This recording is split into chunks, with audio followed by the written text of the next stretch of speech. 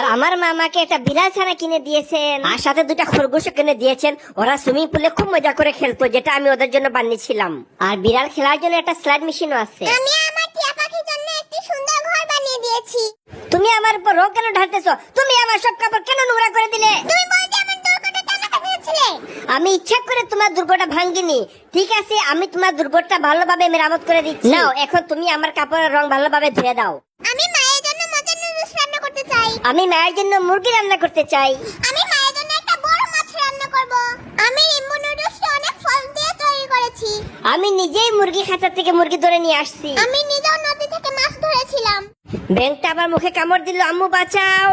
আমি একটা ব্যাঙ দেখা গোপনে বাসায় নিয়ে আসছি। আর সেটা আমি কেকের মধ্যে রেখেছিলাম, ভাইয়া সেটা খেয়ে ফেলেছে। যখন আমার বোন ঘুমিয়ে পড়বে তখন আমি তার মাথায় ব্যাঙটা রেখে দিব। এত কেকে কিভাবে আসলো? কারণ আমি তোমার মাথায় যে ব্যাঙটা রেখেছি ওইটা কেকের তৈরি ছিল।